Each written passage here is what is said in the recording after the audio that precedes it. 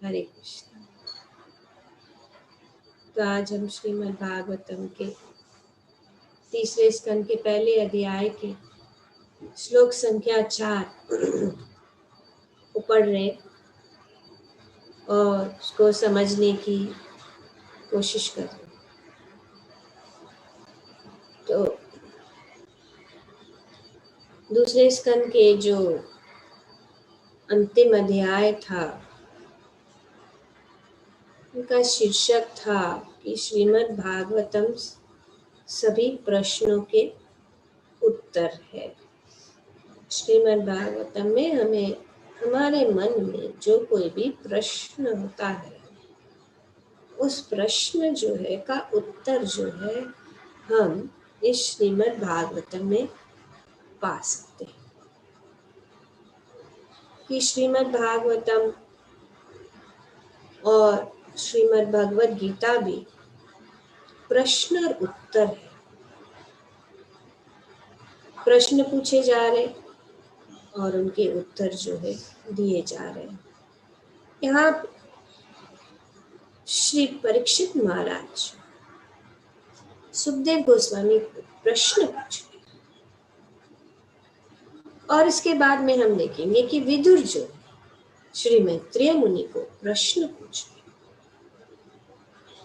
श्रील प्रभुपाद जी अपने तात्पर्य में बताते हैं कि विभिन्न श्रेणी के व्यक्तियों के बीच के प्रश्नों तथा उत्तरों का भिन्न भिन्न महत्व होता है। तो बहुत सारा सामान्य जीवन में भी अनेक लोग जो है प्रश्न तथा उत्तर अनेक श्रेणियों के लोग व्यक्तियों जो है प्रश्न और उनका भिन्न भिन्न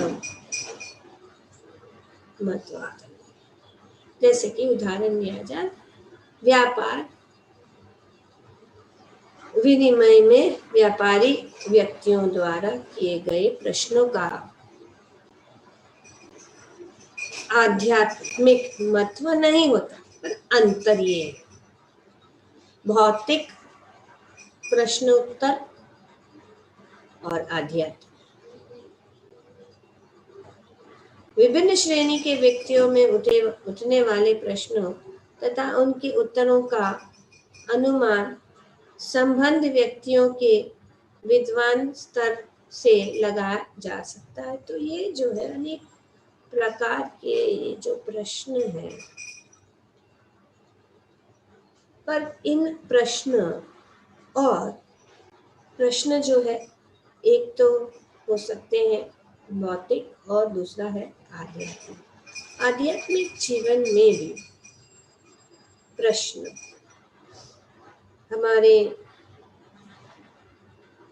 जैसे कि भक्तों के बीच दो प्रकार के प्रश्न अगर कोई प्रश्न पूछता है तो दो प्रकार के। एक है कि कुछ चीजें जो है वो समझ नहीं पा रहे और उसको समझने के लिए वे जो है प्रश्न पूछते हैं। और दूसरा प्रश्न प्रकार का प्रश्न जो पूछा जाता है जो भगवान के विषय में और भी जानकारी और भी जानने के लिए पूछे ये प्रश्न। अंतिम उद्देश्य प्रश्न का यही होना चाहिए। जैसे कि यहाँ पे कि महाराज परीक्षित छात्र के रूप में ईश विज्ञान समझने के प्रति जिज्ञासु थे। तो हमारी जिज्ञासा प्रश्न का उद्देश्य यही होना चाहिए। जैसे कि यहाँ पे परीक्षित महाराज सुखदेव गोस्वामी कोई प्रश्न और कैसे प्रामाणिक व्यक्ति प्रामाणिक गुरु जैसे कि सुखदेव गोस्वामी श्री परीक्षित महाराज के गुरु और परीक्षित महाराज उनके शिष्य के रूप में प्रश्न पूछते। परीक्षित महाराज भी महान भक्त थे भगवान के। विदुर भी भगवान के महान भक्त, अर्जुन भी भगवान के महान भक्त। तो भक्त का कार्य क्या है? जैसे कि भगवद गीता में भगवान 10वें अध्याय में चतुश्लोकी भगवद गीता में बताती है, मच्चित्त मद्गत प्राण बोधयन्त परस्पर कथयन्तश्च माम नित्यम तुष्यन्ति च रमन्ति च।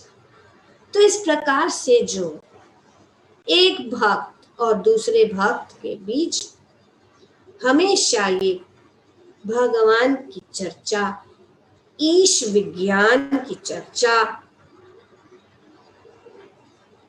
अधिक अधिक भगवान के विषय में जानने की लालसा, अधिक अधिक भगवान के विषय में जानने की लालसा, ताकि वे जो है भगवान की भक्ति में और भी गहराई से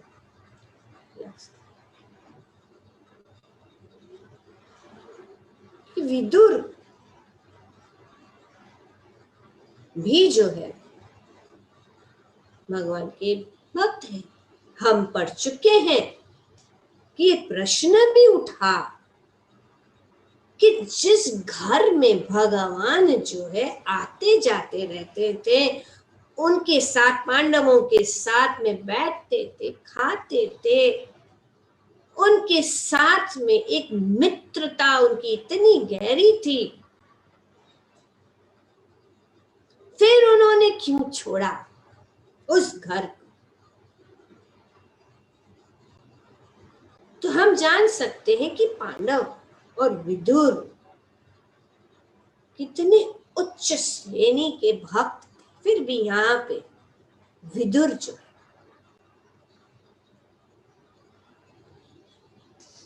मैथिली को प्रश्न पूछ रहे, उद्देश्य क्या है कि भक्त जो है भगवान की कथा, भगवान के विषय में सुनने की जो उनके हृदय में इच्छा होती है, वो कभी भी त्याग नहीं सकता। और यहाँ पे परीक्षित महाराज भगवान जिन्होंने भगवान का साक्षात दर्शन माता के गर्भ से, जो अपने राज्य को भगवान के आदेश के अनुसार चला रहे हैं, भी प्रश्न पूछ रहे, क्योंकि दोनों ही जानते थे कि विदुर तथा ऋषि मैत्रेय, ये दोनों मतलब परीक्षित महाराज और सुखदेव गोस्वामी, कि विदुर तथा ऋषि मैत्र के द्वारा जिन विषयों पर विचार विमर्श हुआ होगा, वे उच्च स्तर वीर्य, उच्च स्तर का ही होगा, हाईएस्ट, सबसे उच्च स्तर का। और वो प्रश्न कैसा है? यहां वहां का प्रश्न नहीं, ईश विज्ञान, सिर्फ भगवान श्री कृष्ण के विषय। और हम जानते हैं कि इस श्रीमद् भागवतम में और कुछ नहीं, बट सिर्फ भगवान श्री कृष्ण का ही गुणगान है। Kicking out all cheating religion, पहले ही बताया, सिर्फ परम पुरुषोत्तम भगवान श्री कृष्ण की ही चर्चा, चाहे वे प्रश्न उत्तर। और जब दो महान भक्त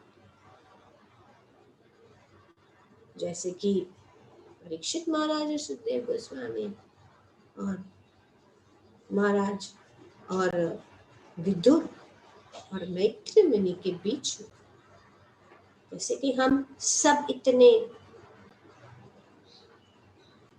इच्छुक है कि परीक्षित महाराज और सुखदेव गोस्वामी के बीच में प्रश्न, उसी प्रकार से यहाँ पे हम देखते हैं कि परीक्षित महाराज, क्योंकि वे भी जानते थे, क्योंकि अपने पूर्ण वैराग्य अवस्था में यहाँ पे विदुर जो है मैत्री मुनि से प्रश्न पूछ रहे हैं।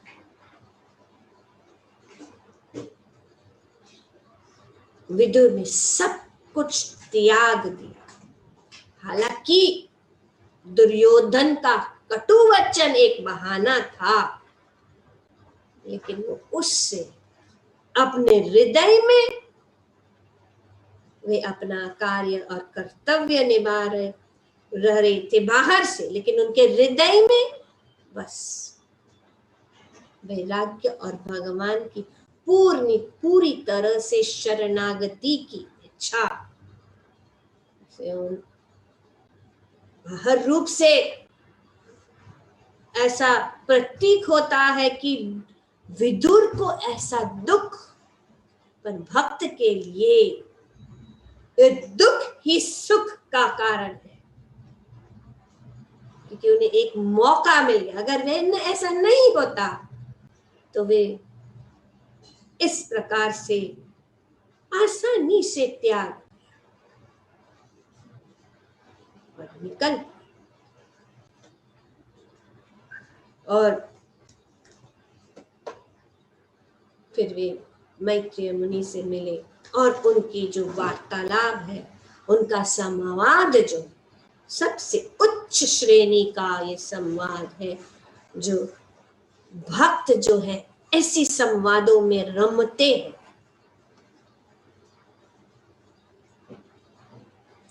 दोनों ही जानते थे कि विदुर तथा ऋषि मैत्र के द्वारा जिन विषयों पर विचार विमर्श होगा उच्च स्तर का होगा। अतएव महाराज परीक्षित को अपने गुरु से यह जानने के लिए अतीव उत्कंठा थी। तीव्र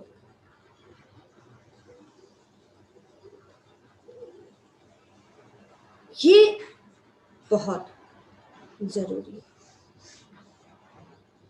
कि भगवान के विषय में सुनने के लिए हमेशा ये उत्कंठा होनी चाहिए, जो यहाँ पे परीक्षित महाराज अपने चरित्र से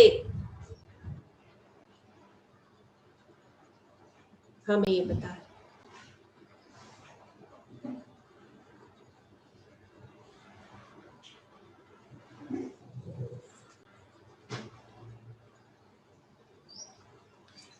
श्रीमद् भागवत के अनुसार जब कोई व्यक्ति आध्यात्मिक ज्ञान के उच्च स्तर पर प्रश्न पूछता है तो उसे प्रामाणिक गुरु के पास जाने की सलाह दी जाती है।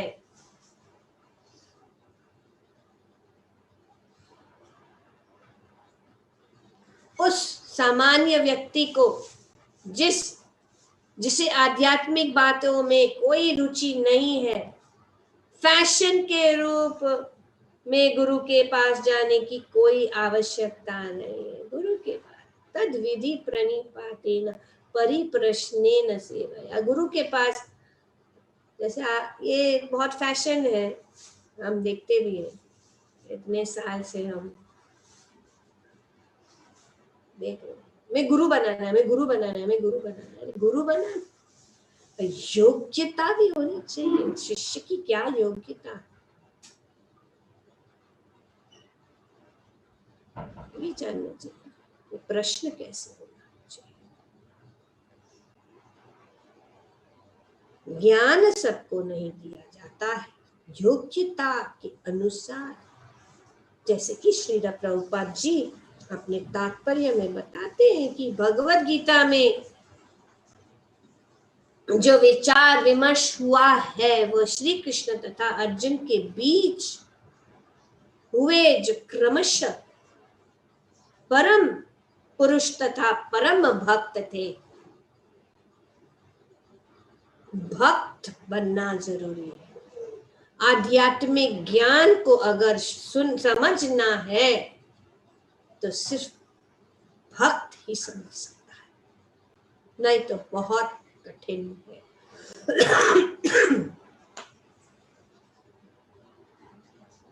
भगवान ने अर्जुन को अपना भक्त तथा मित्र स्वीकार किया। भगवद गीता के 4 अध्याय के 3 श्लोक में तय हुए कोई भी विवेकवान व्यक्ति अनुमान लगा सकता है कि यह विचार विमर्श भक्ति योग के सिद्धांत पर आधारित था। भक्त और भगवान, अगर भक्त और भगवान के बीच में चर्चा हो रही है तो ये भक्ति योग पर ही आधारित है।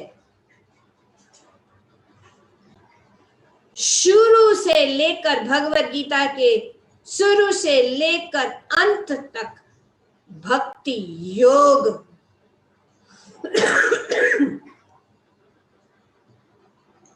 भगवद गीता ये सॉन्ग ऑफ गॉड,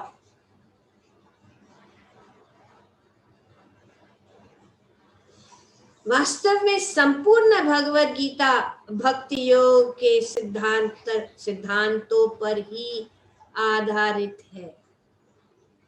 हर एक वाक्य भगवद गीता।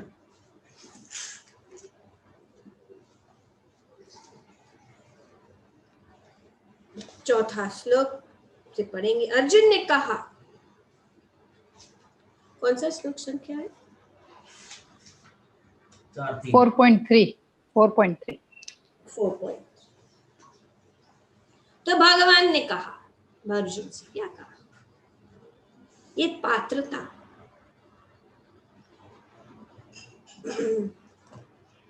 ओपन 4.3 आज मेरे द्वारा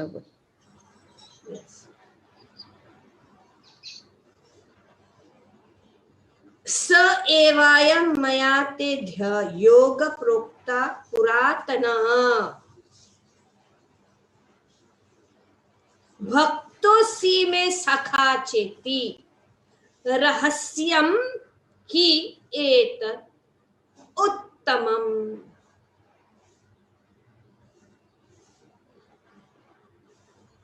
आज मेरे द्वारा, भगवान कह रहे हैं कि आज मेरे द्वारा वही प्राचीन योग यानी परमेश्वर के साथ अपने संबंध का विज्ञान क्या बताने जा रहे हैं। पॉइंट क्लियर है। ये क्या है? ये भगवद गीता परमेश्वर के साथ संबंध का विज्ञान और कुछ नहीं। भगवान ने सब कुछ बताया, कर्म योग, ज्ञान योग, ध्यान योग, लेकिन आखिर तो इसीलिए प्रभुपाद जी अपने तात्पर्य में भी बताते हैं कि कर्म क्या है और कर्म योग क्या है। तो आज में मेरे द्वारा वही यह प्राचीन योग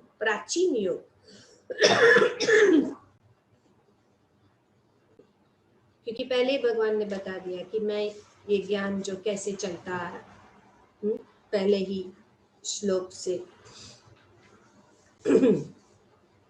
तो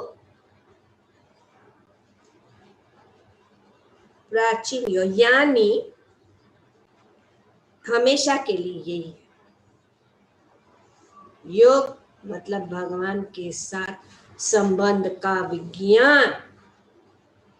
योग यानी परमेश्वर के साथ अपने संबंध का विज्ञान। तुमसे कहने जा रहा हूं, तुम क्या कहने जा रहे हैं, यही है और कुछ नहीं। और क्यों भाई, क्यों कह रहे हो? मैं तुम्हें क्यों कह रहा हूं? क्योंकि तुम मेरे भक्त तथा मित्र हो, ये है योग्यता।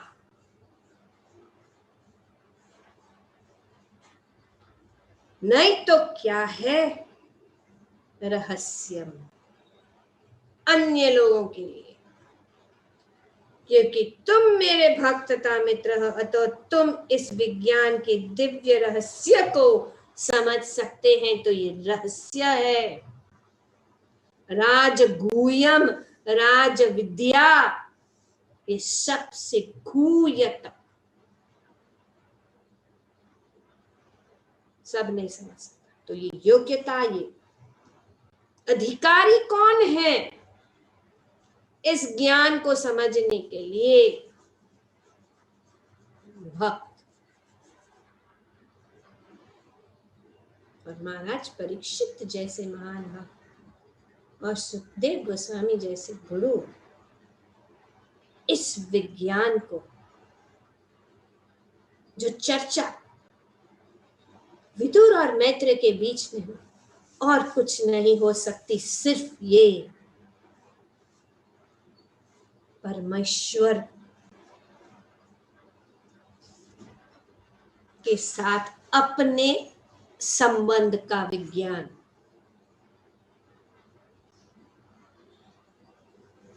तो अनेक अनेक योग, पर भक्ति योग परम।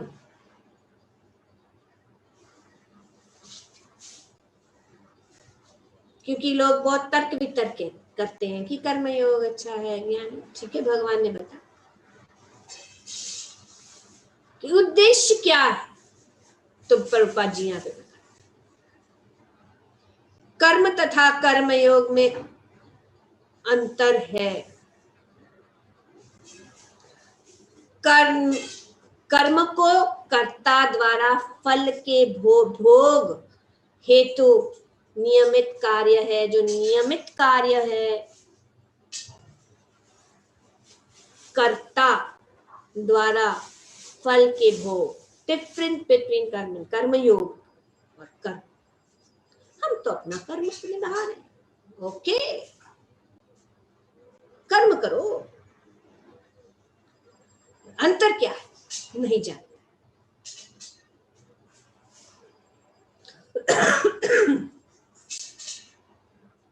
कर्म तथा कर्मयोग में अंतर। कर्म को कर्ता द्वारा फल के भोग हेतु नियमित कार्य है, किंतु कर्मयोग भगवान के तुष्टि हेतु भक्त द्वारा संपन्न किया गया कार्य है। क्या है? अपने भोग या भगवान के तुष्टि।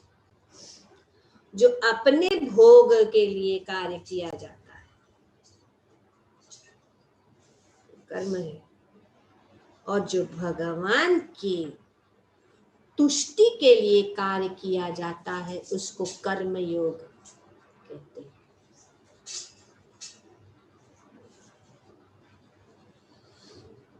कर्म योग भक्ति पर, अर्थात भगवान को प्रसन्न करने पर आश्रित है। किसके ऊपर आश्रित है कर्म? भगवान को। संसिद्धिर हरितोषणम। जबकि कर्म स्वयं कर्ता की इंद्रियों को प्रसन्न करने पर आधारित है। तो हमें ये अंतर जान कि जो कुछ कार्य हम कर रहे हैं वो कार्य क्या स्वयं की इंद्रियों को प्रसन्न करने के लिए करें, या भगवान की इंद्रियों या भगवान को तुष्ट करने के लिए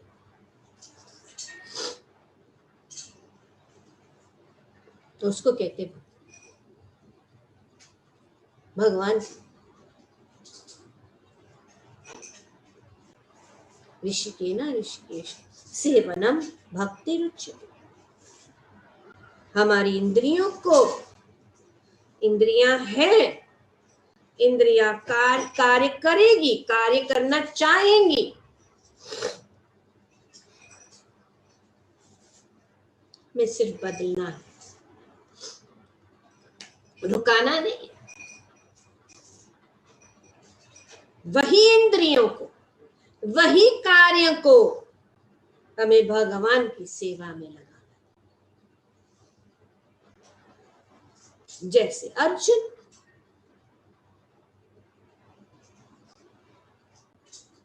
एक योद्धा है, एक क्षत्रिय है, धनुर्धारी है, श्रेष्ठ है, उसने उस को भगवान की सेवा में लगा। भगवान ने नहीं कहा कि अर्जुन तो चाहता था मैं सब छोड़ के, भगवान ने कहा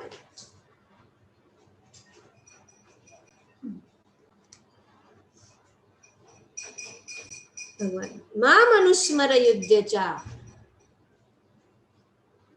मेरा स्मरण करते हुए कार्य करो। इस प्रकार से हम जब कार्य करते हैं तो हमारा जीवन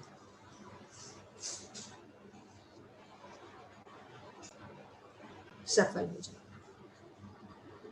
तो यही यहाँ पे ये बताया जा रहा है कि ये विदुर और क्यों उत्सुक है श्री परीक्षित महाराज सुनने के लिए, क्योंकि वे जानते थे कि उनके बीच में जो वार्तालाप है वो सबसे उत्तम श्रेणी वार्तालाप, क्योंकि विदुर भगवान के महान भक्त और मैत्रेय सबसे विद्वान भक्त। तो ये भक्ति जो है, इसीलिए ये एक प्रकार का विज्ञान भगवान के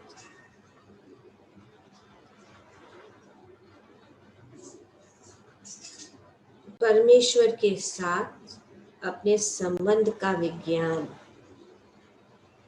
कोई भावुकता से। इसलिए यहाँ पे भगवान कौन है, भगवान की भक्ति कैसे करनी चाहिए, उदाहरण से जो कुछ भी भगवद गीता में बताया।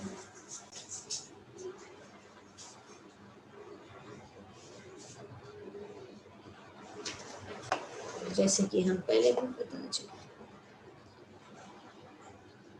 कि भगवान ने और आगे क्या कहा कि मेरे शुद्ध भक्त को के विचार मुझ में वास करते हैं, तो हम सोच भी नहीं सकते कि महाराज परीक्षित के मन में और कुछ विचार या सुखदेव गोस्वामी के मन में और कुछ विचार, या विदुर के मन में और कोई विचार है, या मैत्रेय मुनि के मन में और कुछ विचार, क्योंकि माने मेरे शुद्ध भक्त यहाँ पे भगवान वर्डिक दे रहे हैं।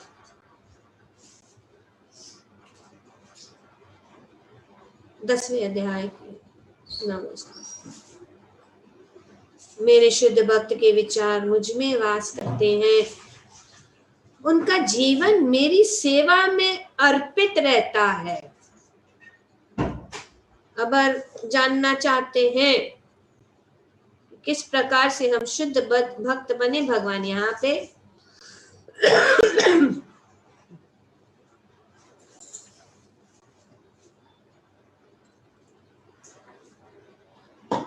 शुद्ध भक्त के विषय में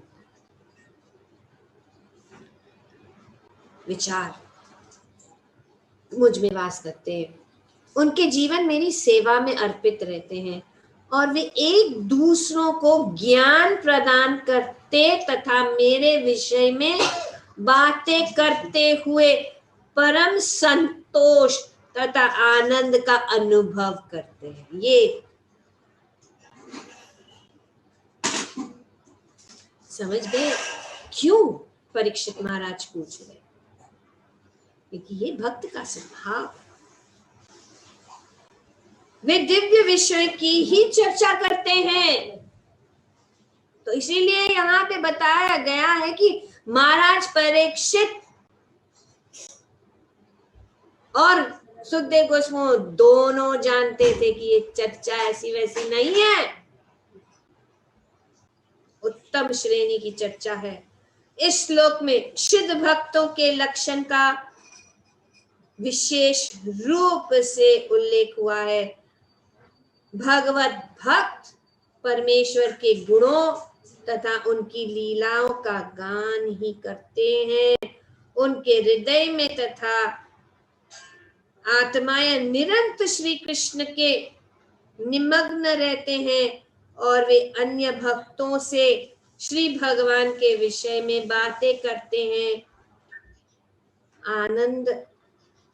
बातें करने में आनंद का अनुभूति करते हैं। ग्रंथराज श्रीमद् भागवतम की जय। ओम तत्सत। Thank you very much.